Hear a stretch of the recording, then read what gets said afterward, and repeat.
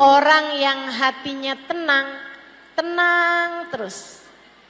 Saat lagi senang dia tenang, saat lagi susah dia tenang.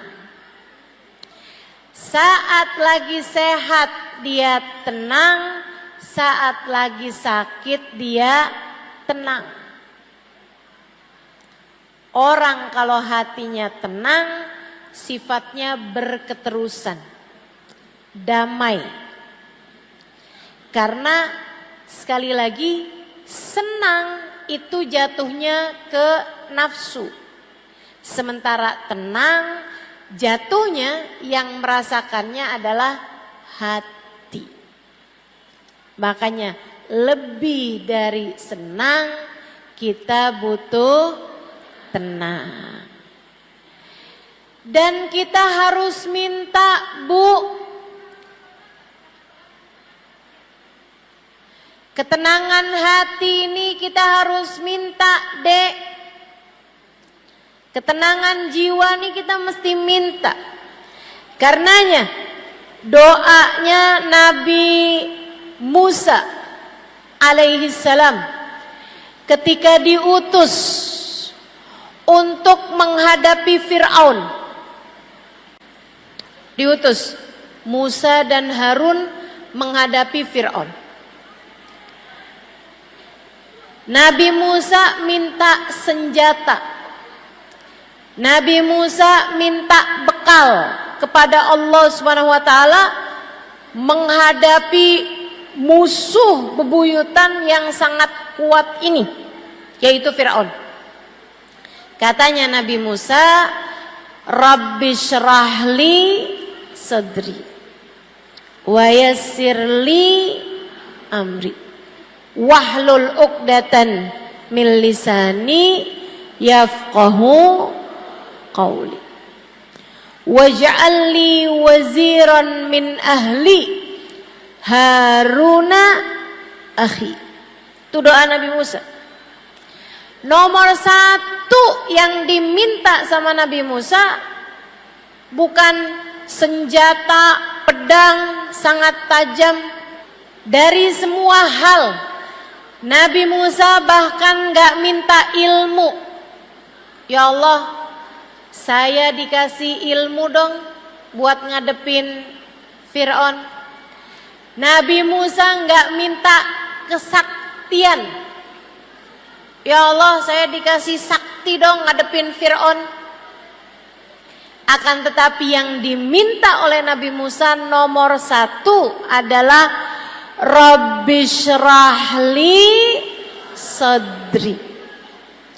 Ya Allah, lapangkanlah hatiku.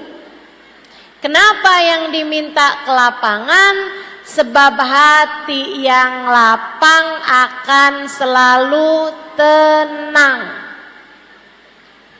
Hati kalau lapang bakalan tenang. Kita kalau ngelihat lautan gede,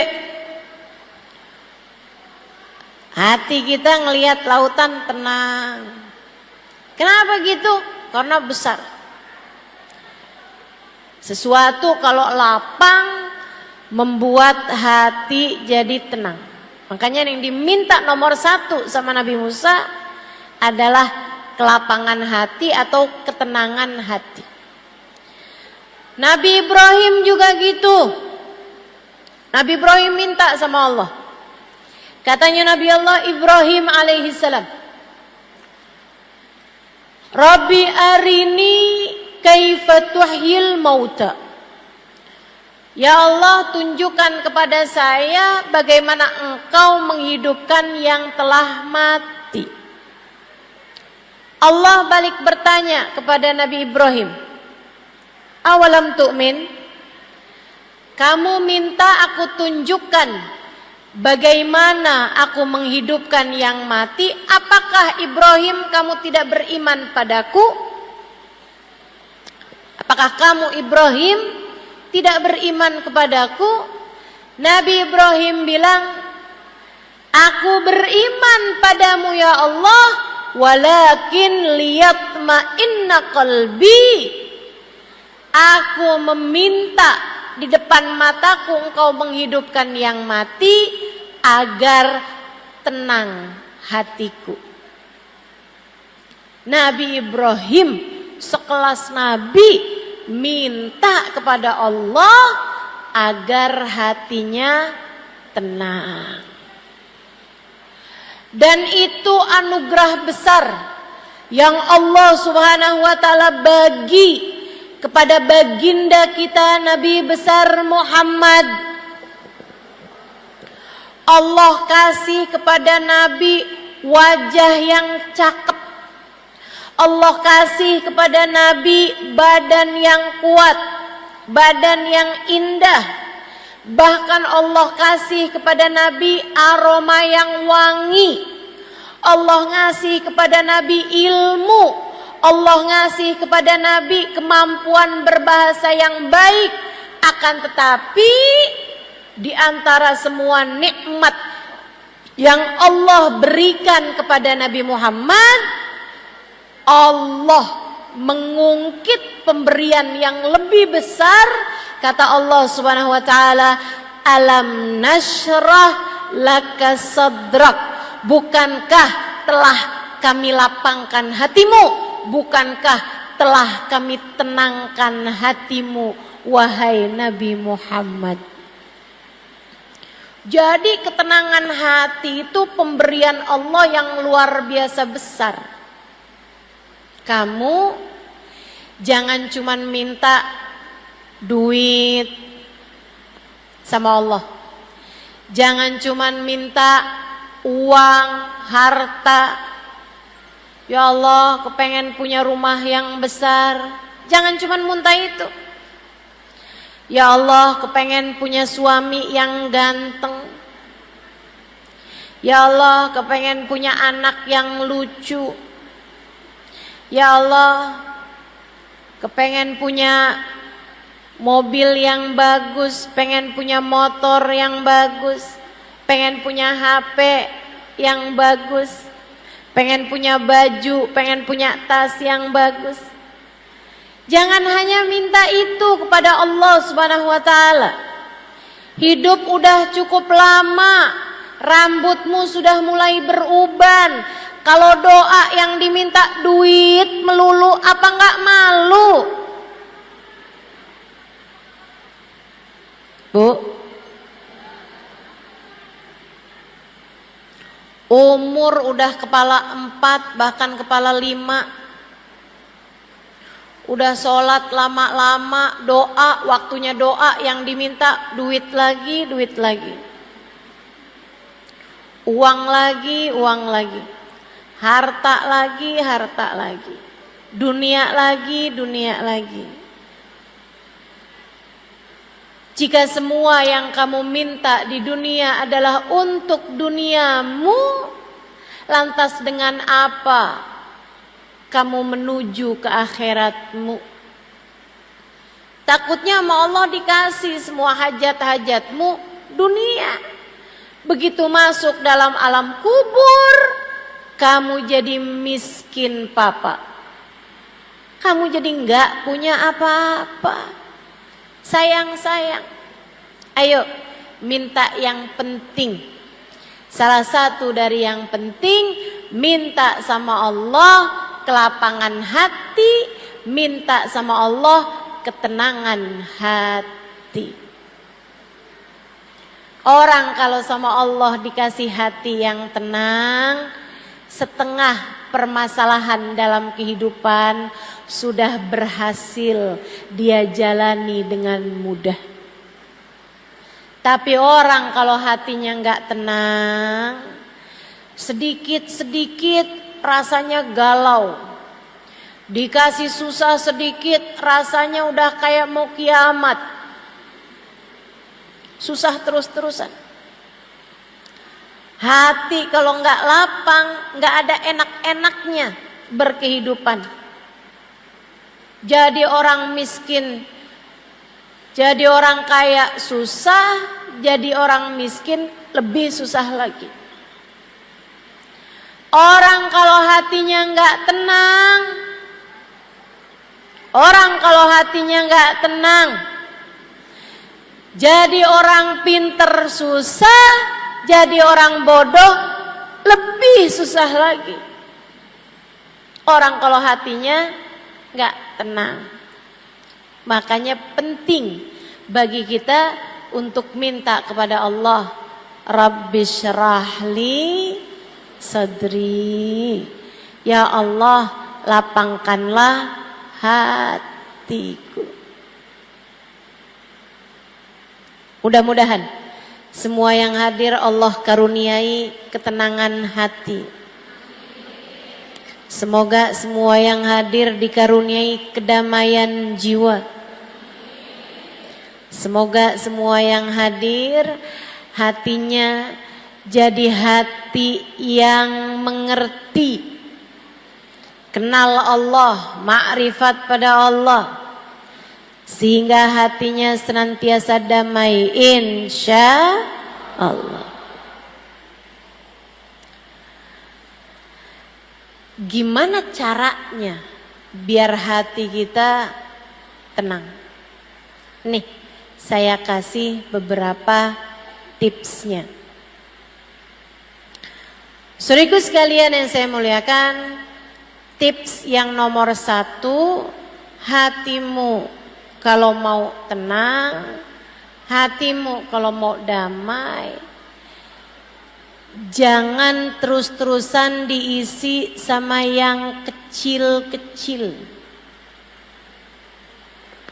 Nanti hatinya terus-terusan kecil.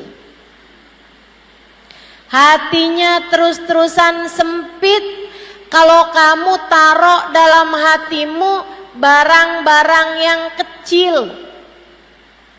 Sebab hati itu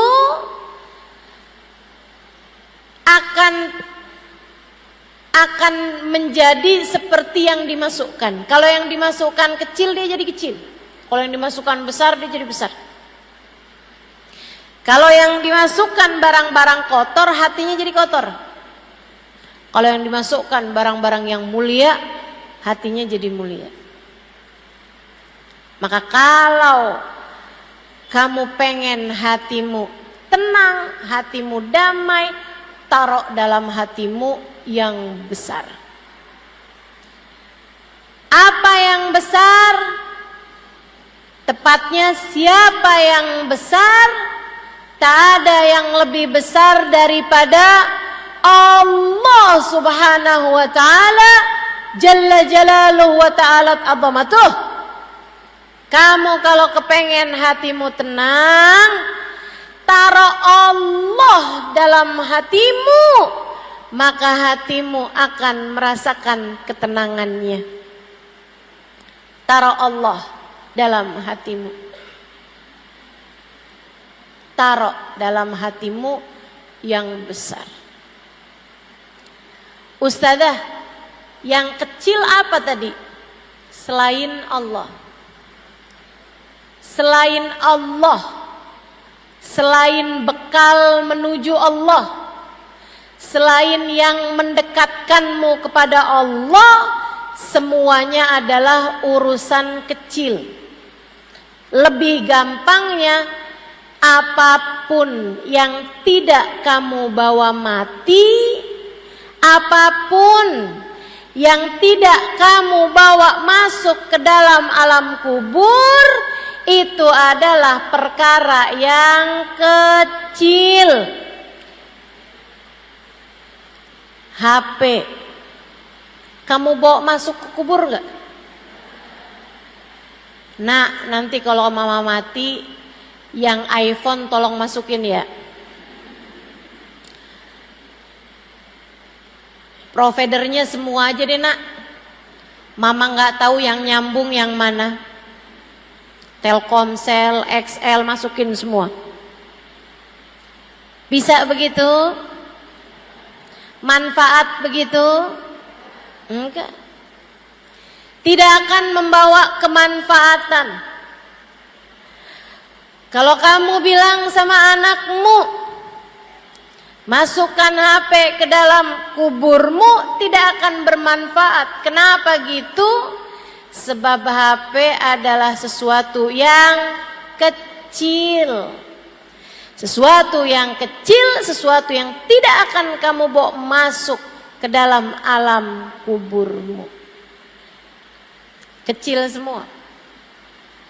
Ada di sini yang pesen, nanti kalau saya mati tolong ya kalungnya dipakein, gelang sama cincinnya juga dipakein, biar saya cakep ketika ditanya para malaikat. Manfaat begitu? Enggak bawa manfaat apa-apa. Dulu ada orang kaya, kaya raya dan soleh. Anak-anaknya bakti sama dia. Dia pesen sama anak-anaknya di masa tua, "Nak, bapak nih seneng sama kaos kaki yang ini.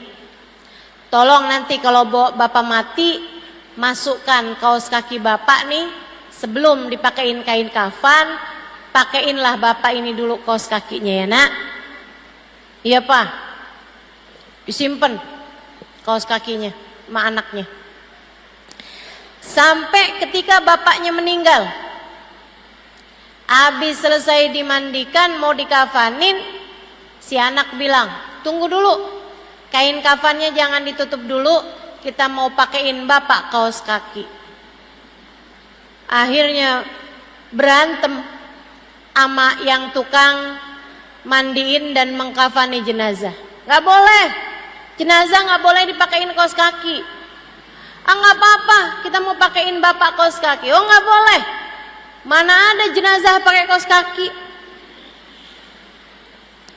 Mereka lagi berantem berseteru, datang teman bapaknya. "Tunggu dulu, ini saya nih diminta sama bapak kalian buat bacain surat yang ditulis sama bapak kalian di waktu hidup. Saya diminta membacakannya di saat beliau meninggal sebelum dikafani." Suratnya bunyinya gini, "Anak-anakku sayang, kalian pasti sekarang sedang berusaha untuk memakaikan bapak kaos kaki.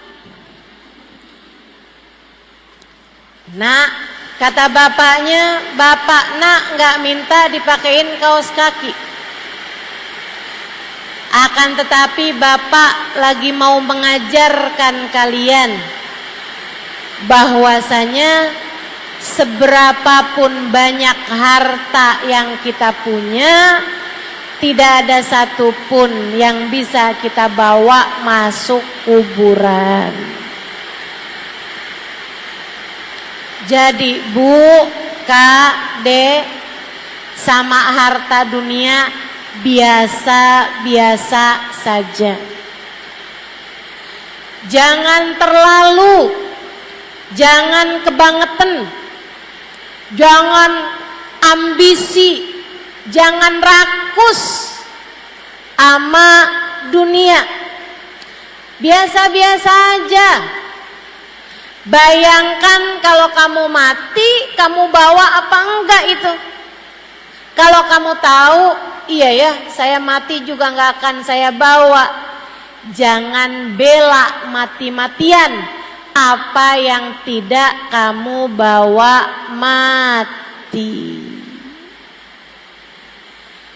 Jangan kejar abis-abisan apa yang tidak kamu bawa mati. Insya Allah. Jadi yang nomor satu, kalau kamu kepengen hidup kamu tenang, hati kamu tuh keluarkan pelan-pelan cinta terhadap dunia. Percaya saya, orang yang hatinya penuh dengan ambisi terhadap dunia nggak akan tenang, tidak akan tenang. Kamu kalau lihat, orang itu tenang banget ya, itu pasti karena hatinya nggak terlampau cinta dunia. Pasti. Kalau kamu lihat, Habib Umar tuh ya, Masya Allah, kayak tenang banget. Itu Bu, syarat utamanya nomor 1, tidak cinta dunia. Saya ingat satu cerita, Habib Umar lagi datang ke satu negara sama orang kaya di negara tersebut. Habib Umar dikasih hadiah tongkat. Habib Umar terima, makasih. Karena memang ajaran kami, ajaran kita, ajaran yang diajarkan oleh guru-guru kami, kalau dikasih jangan ditolak, kalau nggak dikasih jangan minta. Ini teori kita nih terhadap urusan dunia. Kalau dikasih jangan ditolak, kalau nggak dikasih jangan minta. Habib Umar dikasih tongkat itu, diterima sama Habib Umar. Makasih, jazakallah khair segala macam. Habib Umar kemudian dikasih tahu, udah diterima nih sama Habib. Habib bawa jalan tongkat itu, dikasih tahu, maaf Bib, itu Bib tongkatnya dari gading gajah, harganya hampir 1 miliar. Kalau duit kita nih harganya hampir 1 miliar, ratusan juta. Tongkat dari gading gajah. Bu, gading gajah Bu, mahal. Karena tak ada gading yang tak retak. Gak nyambung ya. Pokoknya susah lah dapatnya si gading ini. Jadi harganya mahal. Dia tuh cerita sama Habib Umar, ngasih tahu bahwa itu gading gajah, mau ngasih tahu bahwa ini barang mahal. Orang dunia urusannya mahal murah. Tapi Habib Umar orang akhirat yang hatinya nggak ada urusan dunia. Hati Habib Umar isinya adalah Allah Subhanahu wa ta'ala dan Rasulnya. Ketika dikasih tahu bahwa itu gading gajah, yang dipikir sama Habib Umar barang najis nih.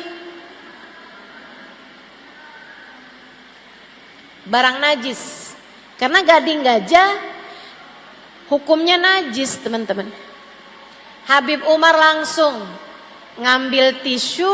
Habib Umar tetap pakai tuh tongkat, tapi dilapisin tisu biar nggak langsung kena ke kulit beliau, karena hukumnya gading gajah adalah najis.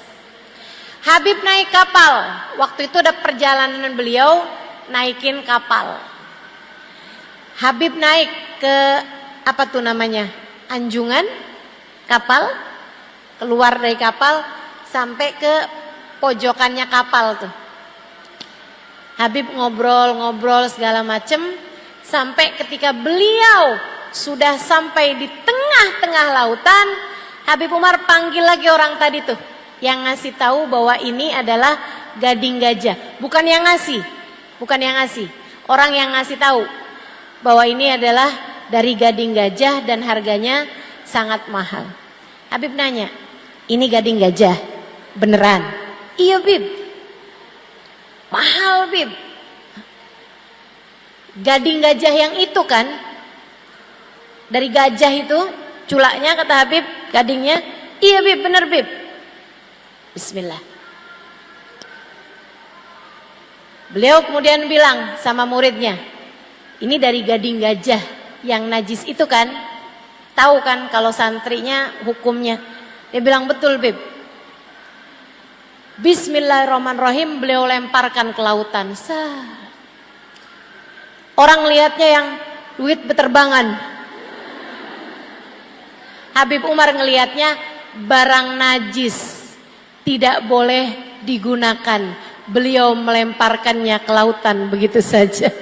Dibuang sama Habib. Najis, kata Habib. Masya Allah. Sama kayak kalau ada di antaramu yang pakai tas dari kulit buaya. Kulit buaya beneran, bukan buaya darat. Itu kan hukumnya najis. Saudaraku sekalian saya muliakan, karena di hatinya gak ada cinta dunia, Bu. Orang yang kayak begini hatinya tenang terus-terusan, gak kebanyakan mikirin angka. Kamu kalau kepengen rumah tanggamu tenang, jangan kebanyakan ngomongin uang sama suami.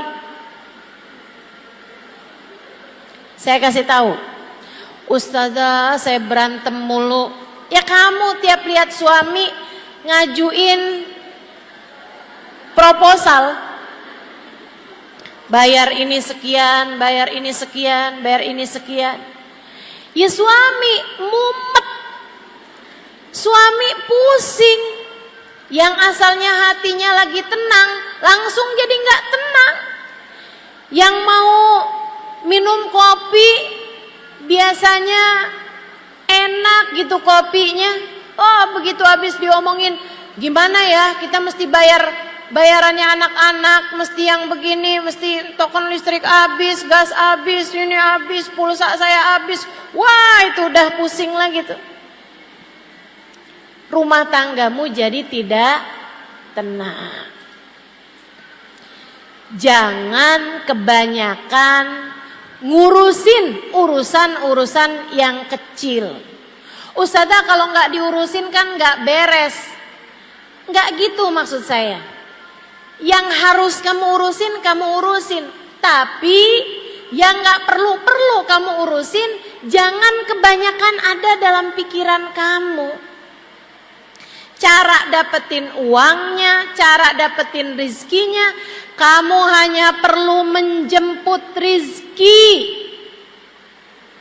Cara rizki itu sampai kepadamu, biarkan jadi urusan Allah.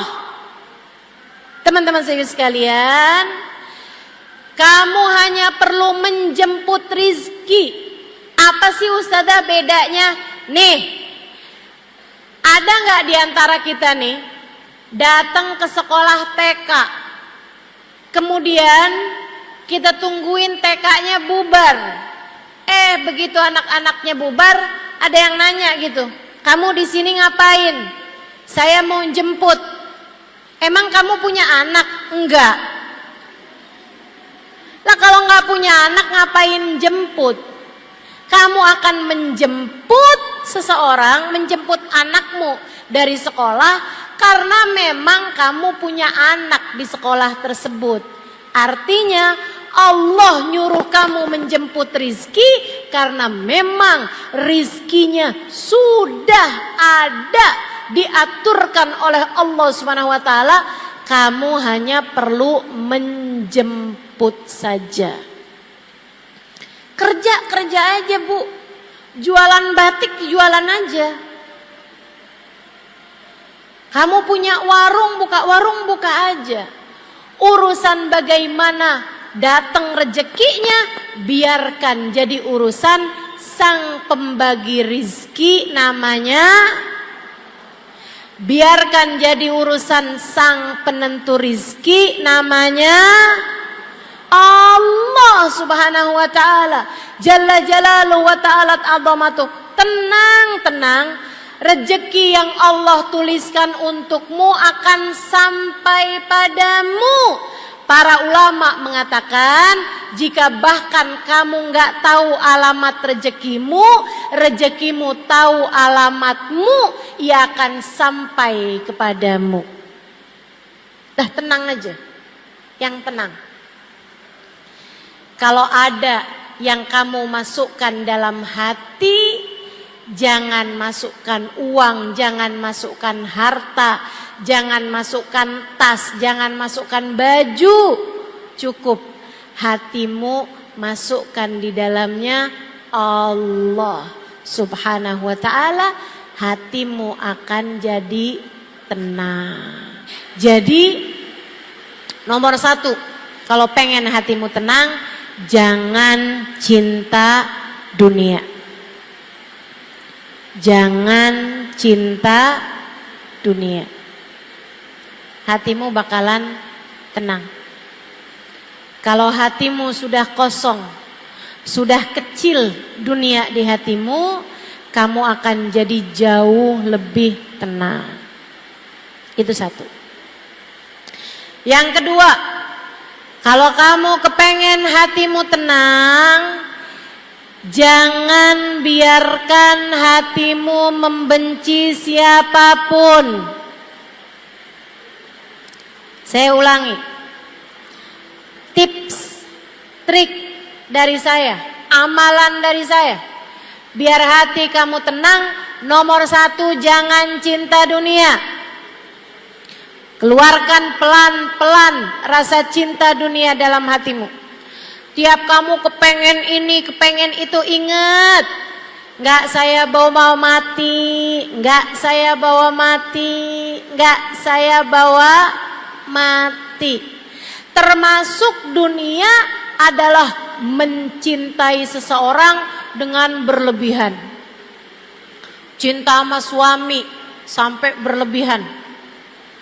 Aku tak sanggup hidup tanpa dia. Cinta anak dengan berlebihan, jangan. Jangan cinta dunia. Kamu harus cinta sama suami dengan kadar cinta yang bisa membawamu kepada Allah.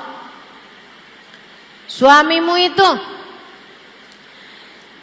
cintai dia karena Allah, hormati dia karena Allah.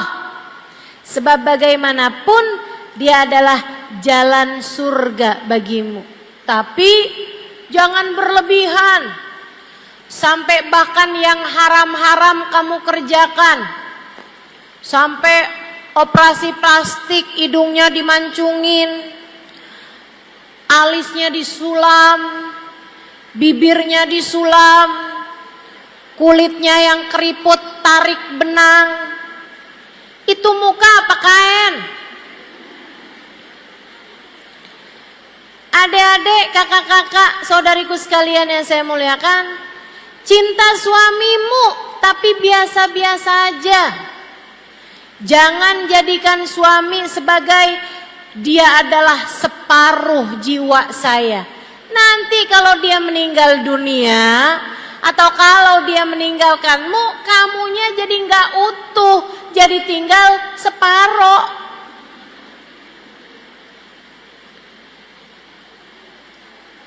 Jangan cinta dunia, hati kamu bakalan tenang. Yang nomor 2, jangan benci siapapun. Hati kamu tenang.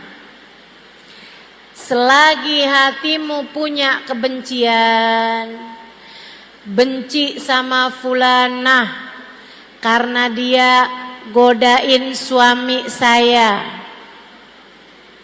benci sama fulana karena gara-gara dia pacar saya nggak jadi melamar saya,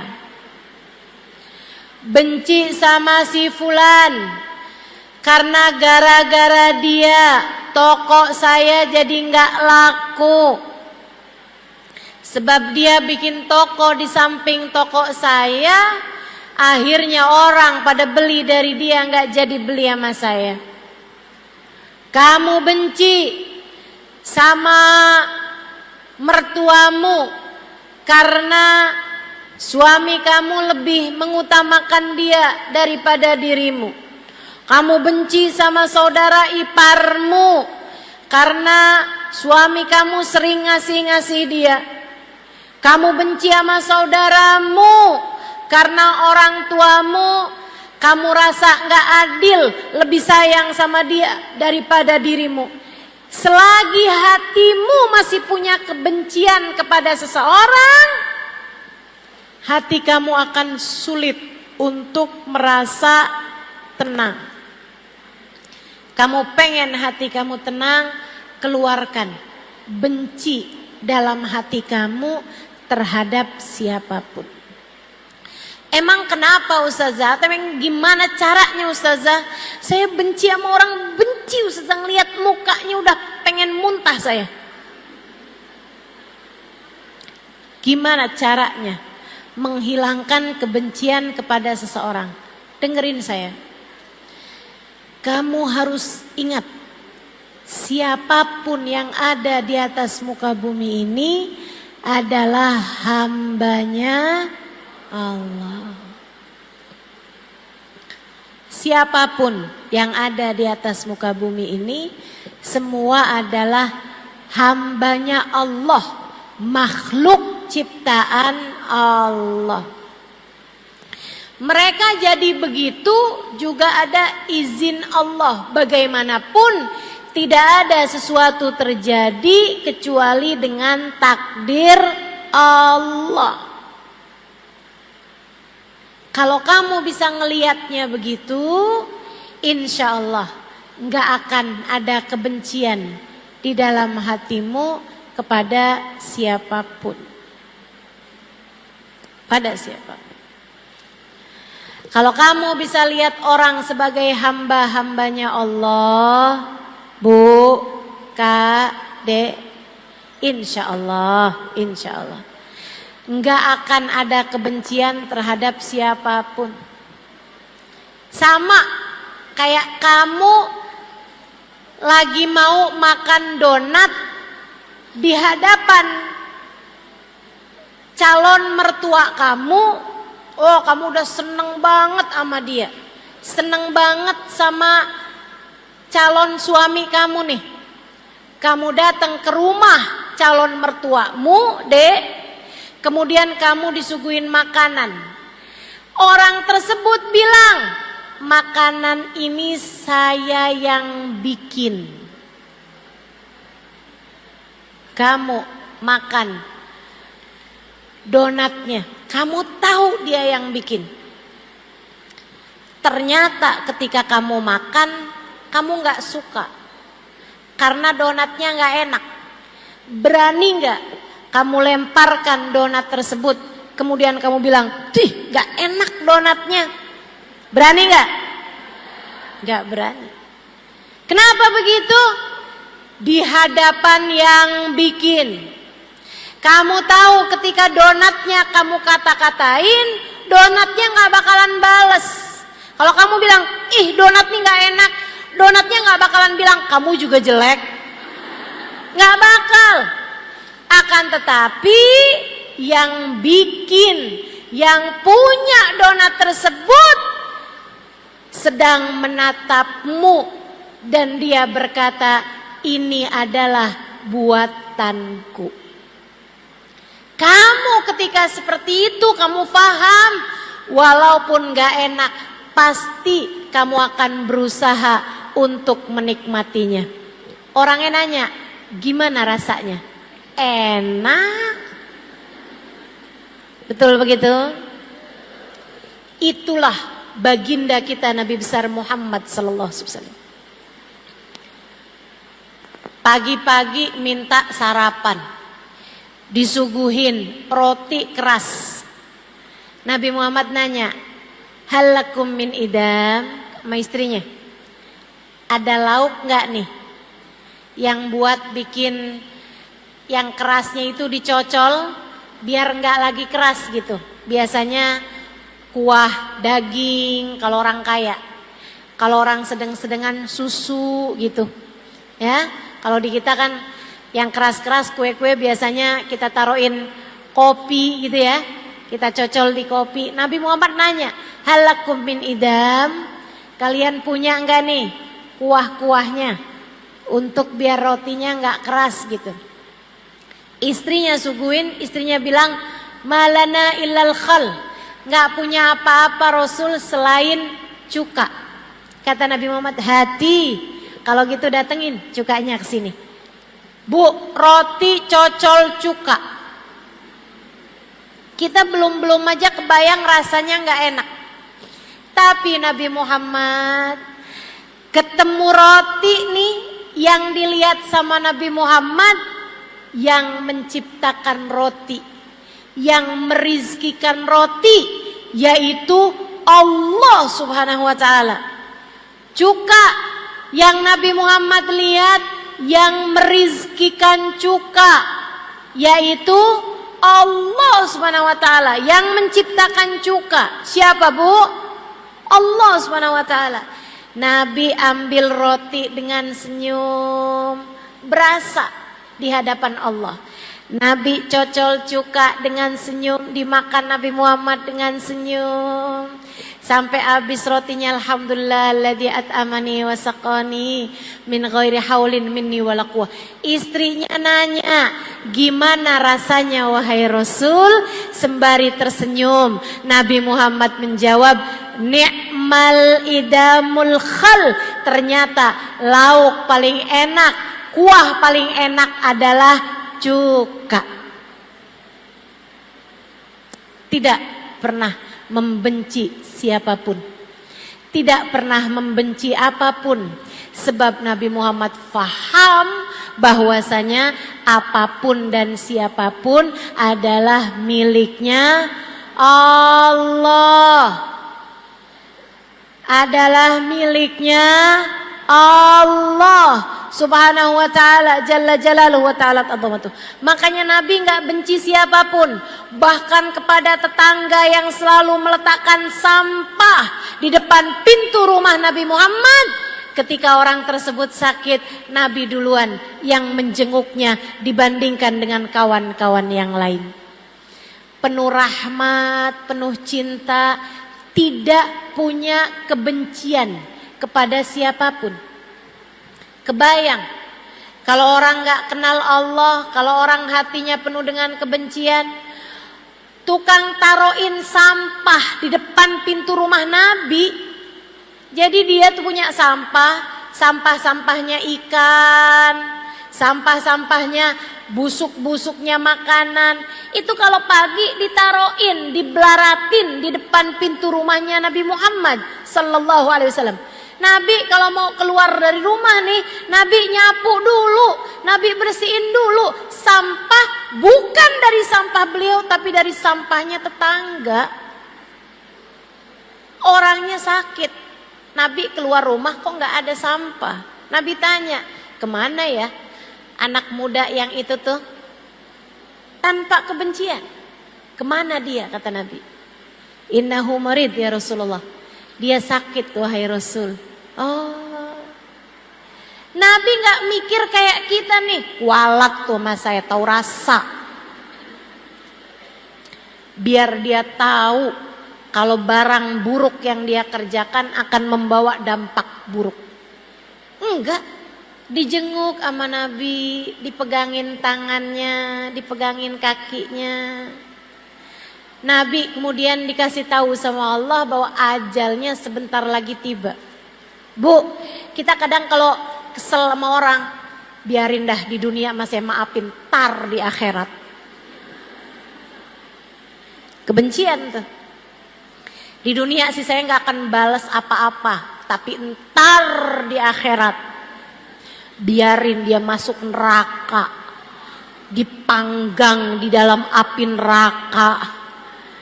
Kita kadang suka mikirnya begitu. Ini orang selalu naruh sampah di depan pintu rumah Nabi Muhammad. Dia sakit dijenguk sama Nabi, dipegang tangannya sama Nabi.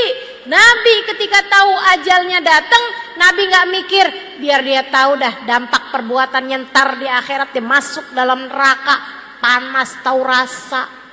Gak gitu. Sama Nabi dibilang, Halla taslim taslam. Masuk Islam aja yuk, biar kamu selamat.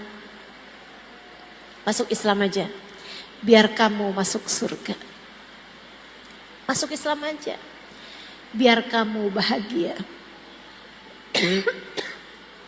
Orangnya ngelihat ke arah bapaknya. Bapaknya ngangguk dengan lelehan air mata. Dia pegang tangan Nabi, kemudian berkata, Asyhadu an la ilaha illallah wa asyhadu anna Muhammad Rasulullah.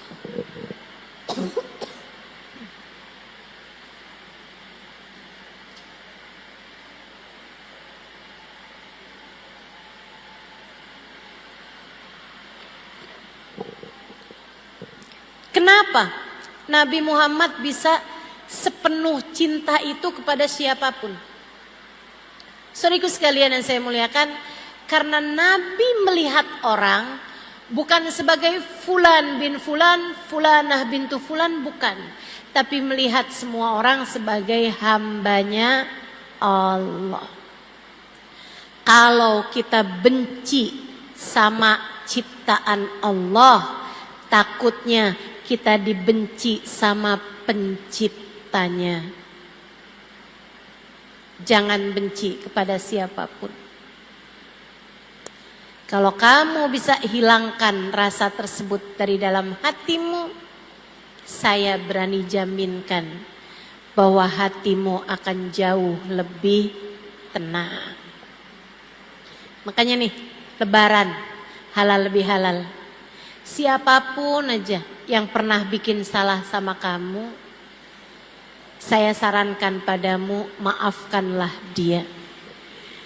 Saya nggak kesian sama orang itu yang udah bikin salah sama kamu. Enggak, saya nggak kesian, saya nggak kenal juga.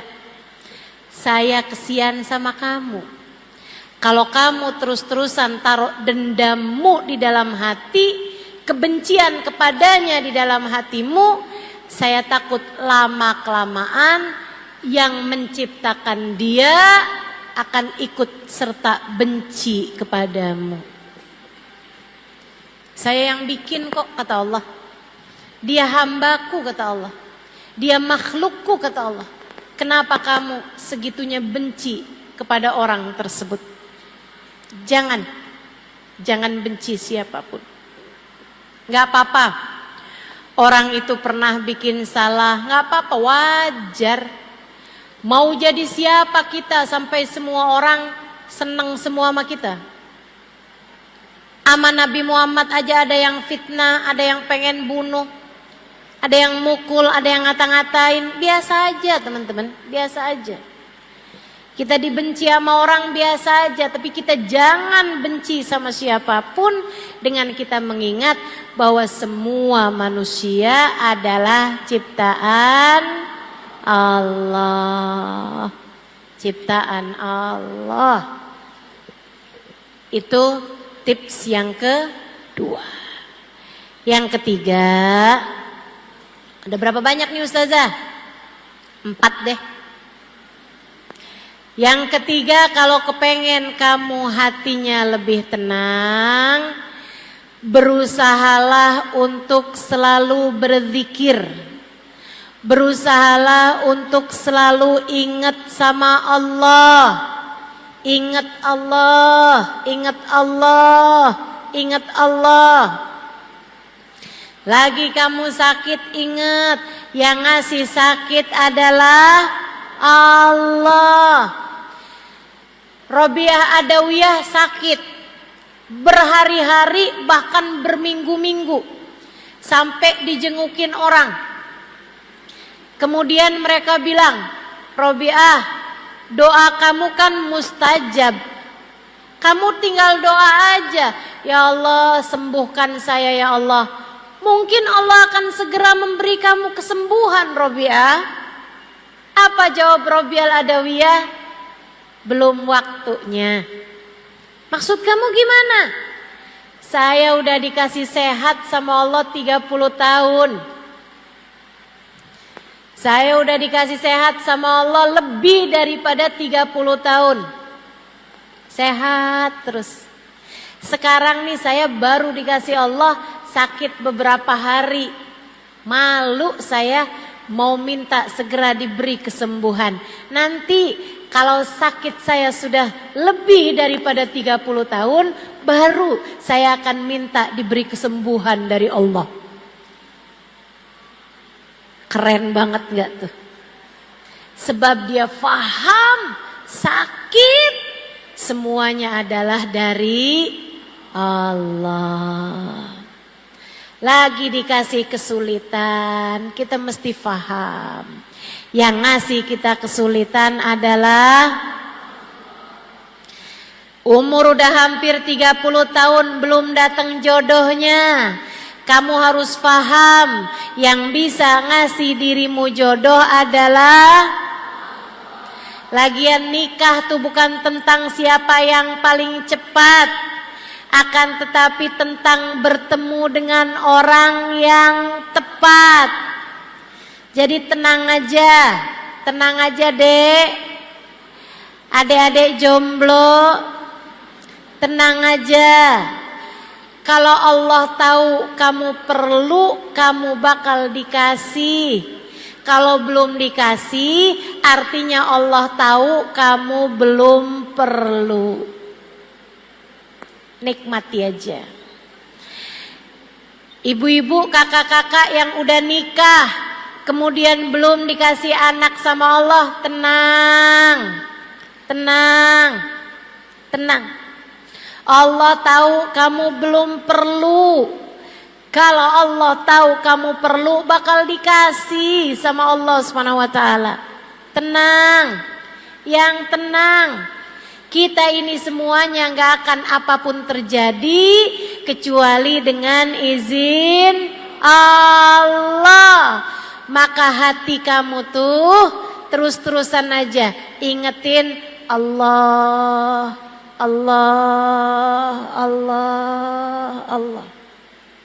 Fahamilah, tak ada apapun terjadi melainkan semuanya dengan izin Allah.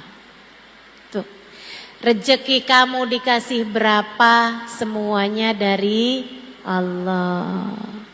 Muka kamu diciptakan seperti apa, itu semuanya adalah dari Allah.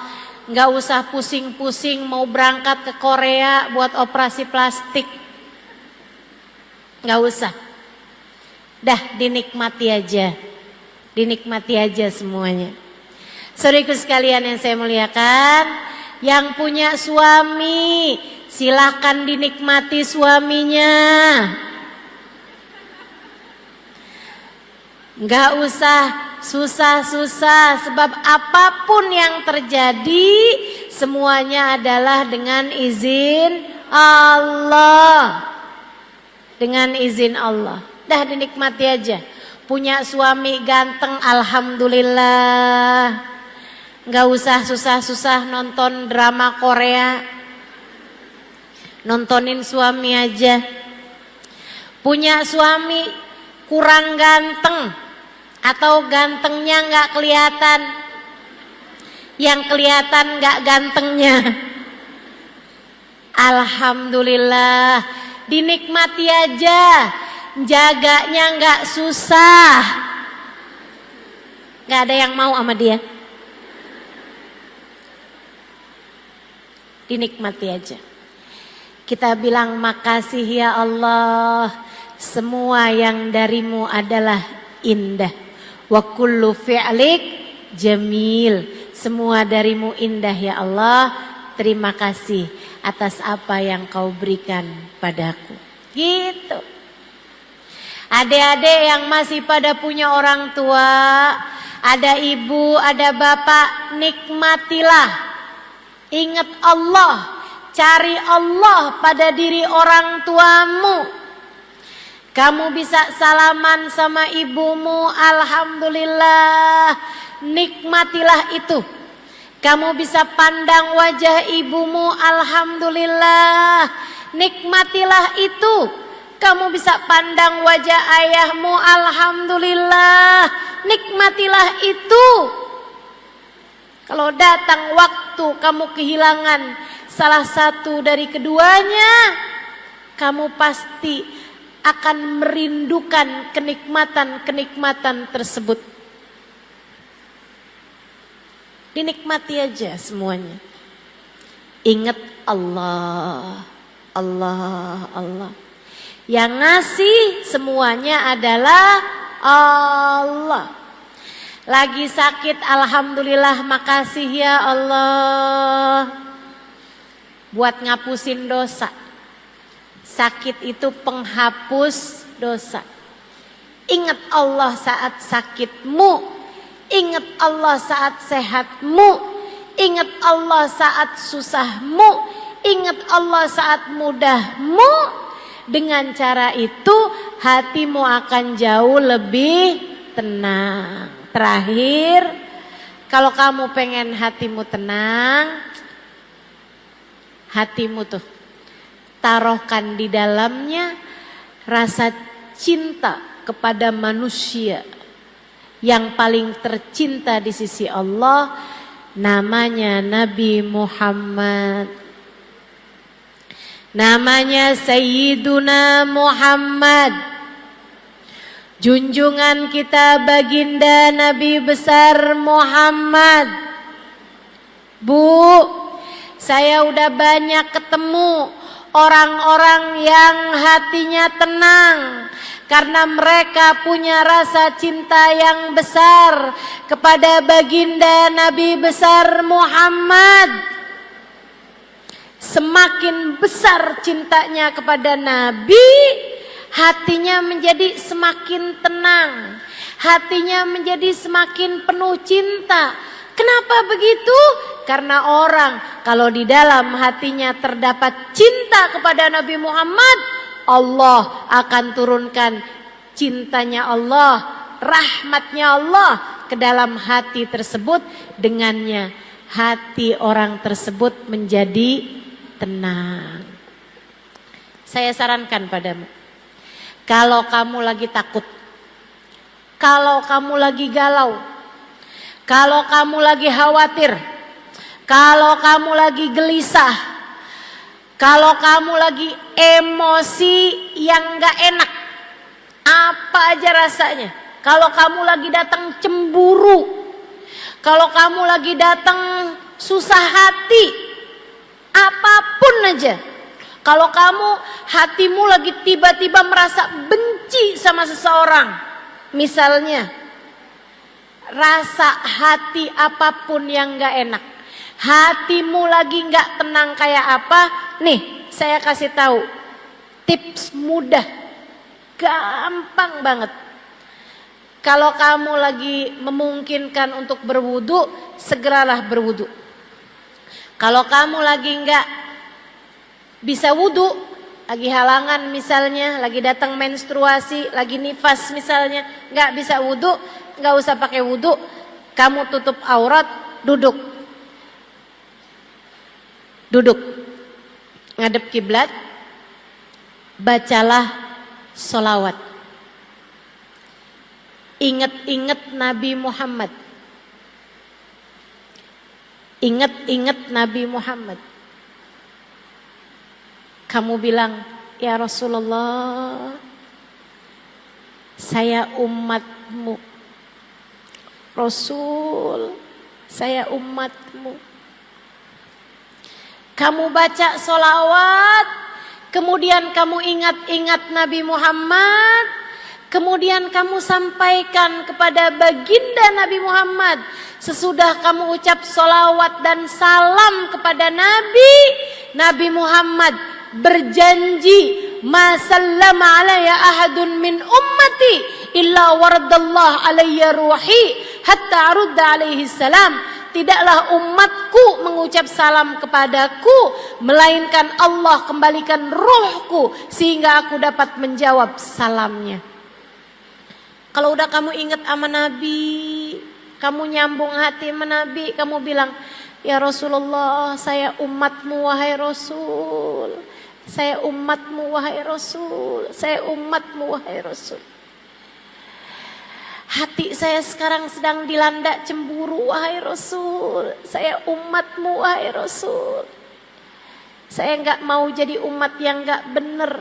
Saya takut nanti di hari akhirat tidak berada di belakangmu ya Rasulullah.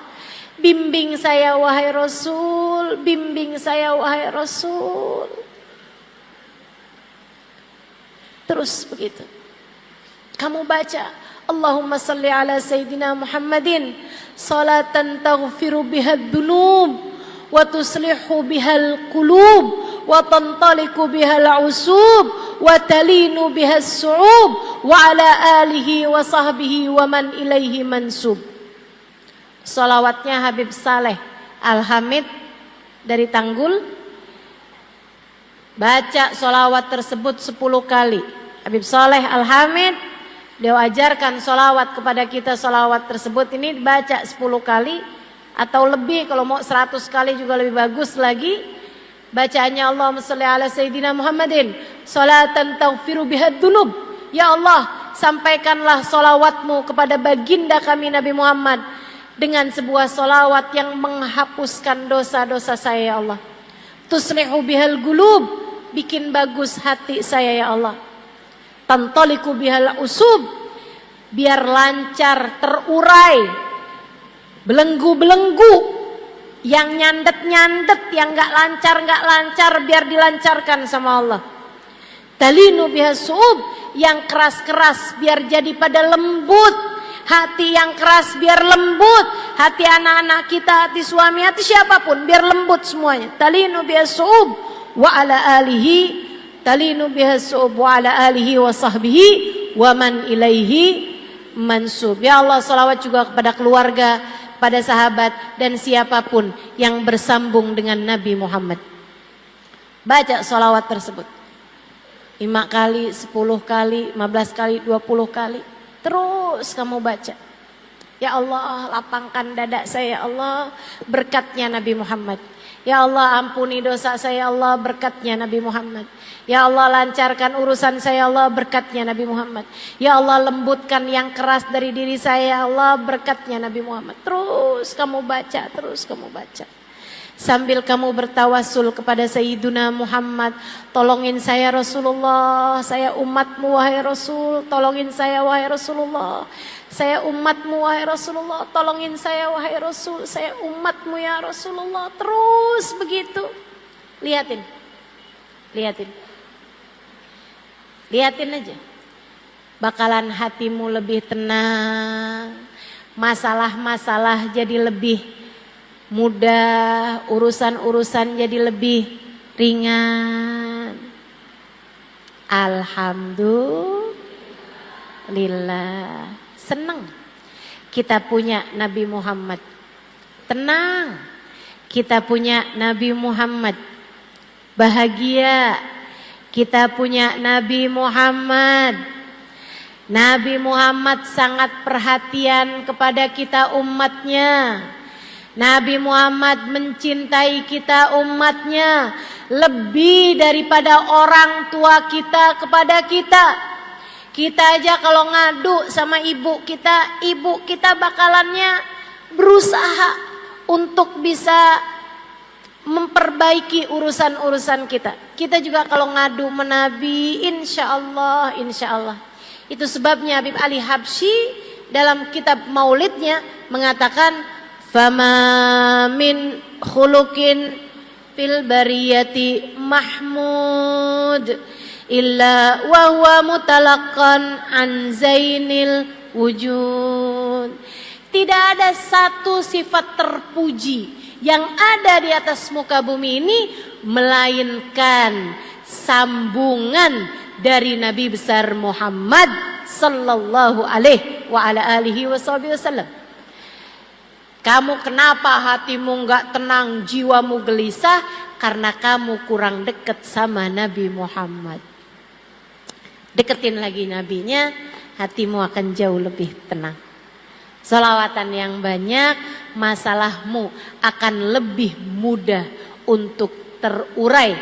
Katanya Sayyid Muhammad bin Alwi bin Abbas Al-Maliki, tidak ada satu masalah apapun dari masalah dunia ataupun akhirat yang tidak bisa selesai, tidak bisa terurai dengan solawat kepada Nabi besar Muhammad. Gak ada masalah gak beres pakai solawat.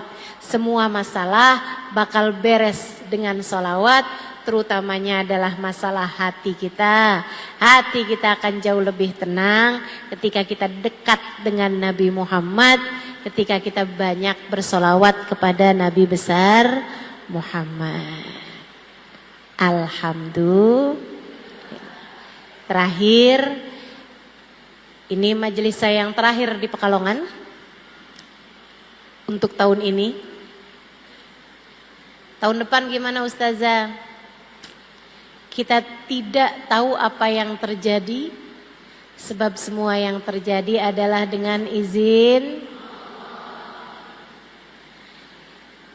Karena itulah saya kepengen nih sama teman-teman, baik yang di dalam maupun yang tadi habis kena hujan, mau ngasih hadiah. Yuk kita bareng-bareng baca sholawatnya Habib Saleh. Saya dapat ijazahnya langsung dari putrinya. Diajarin sholawat ini langsung dari orang yang diajarin sholawat ini, dari Habib Saleh Al-Hamid. Saya berharap semoga semua yang hadir di tempat ini dosanya semua diampuni Allah. Hatinya semuanya dilapangkan oleh Allah. Hatinya semua ditenangkan oleh Allah. Semua permasalahannya dibereskan oleh Allah. Semua kesulitannya dimudahkan oleh Allah. Yang keras-keras biar dilembutkan oleh Allah. Berkatnya Nabi besar Muhammad, hati kita semuanya jadi tenang.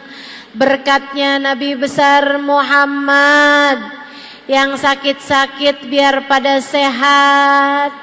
Berkatnya Nabi besar Muhammad, yang sulit-sulit biar jadi mudah. Berkatnya Nabi besar Muhammad, hati kita yang keras semoga dilembutkan Allah.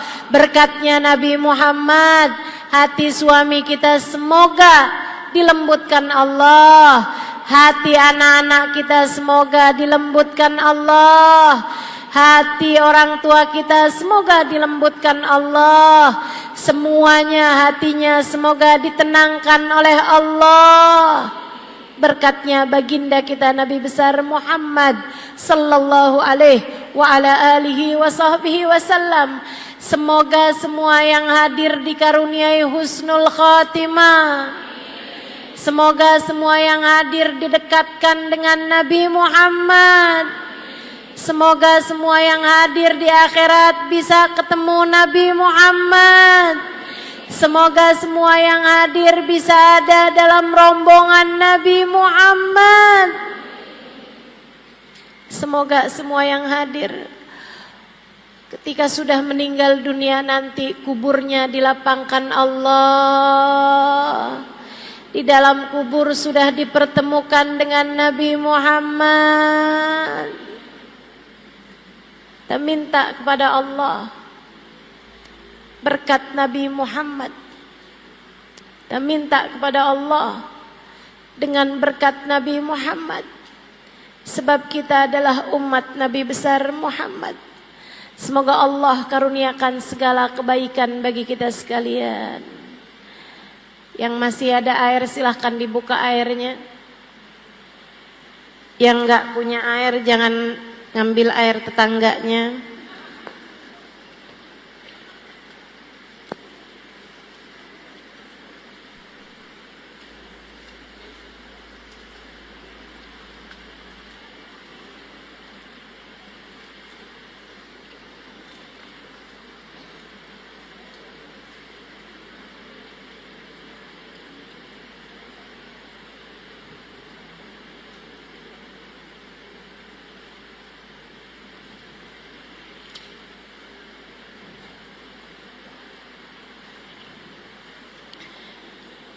إن الله وملائكته يصلون على النبي يا أيها الذين آمنوا صلوا عليه وسلموا تسليما اللهم صل على سيدنا محمد صلاة تغفر بها الذنوب وتصلح بها القلوب وتنطلق بها العصوب وتلين بها الصعوب وعلى آله وصحبه ومن إليه منسوب اللهم صل وسلم على سيدنا محمد صلاة تغفر بها الذنوب وتصلح بها القلوب وتنطلق بها العصوب وتلين بها الصعوب وعلى آله وصحبه ومن إليه منسوب اللهم صل وسلم على سيدنا محمد صلاة تغفر بها الذنوب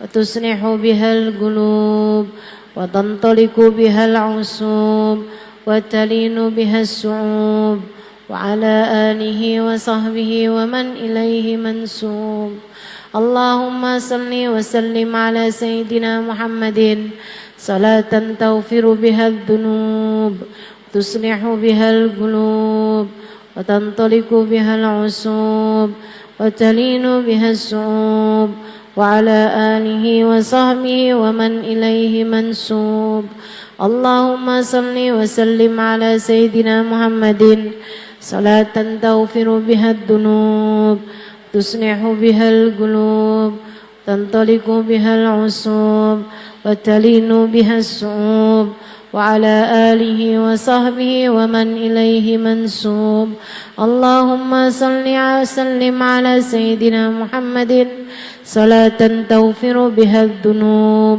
تصلح بها القلوب تنطلق بها العصوب وتلين بها الصعوب وعلى آله وصحبه ومن إليه منسوب اللهم صل وسلم على سيدنا محمد صلاة تغفر بها الذنوب تصلح بها القلوب تنطلق بها العصوب وتلين بها الصعوب وعلى آله وصحبه ومن إليه منسوب اللهم صل وسلم على سيدنا محمد صلاة تغفر بها الذنوب تصلح بها القلوب تنطلق بها العصوب تلين بها الصعوب وعلى آله وصحبه ومن إليه منسوب اللهم صل وسلم على سيدنا محمد صلاة تغفر بها الذنوب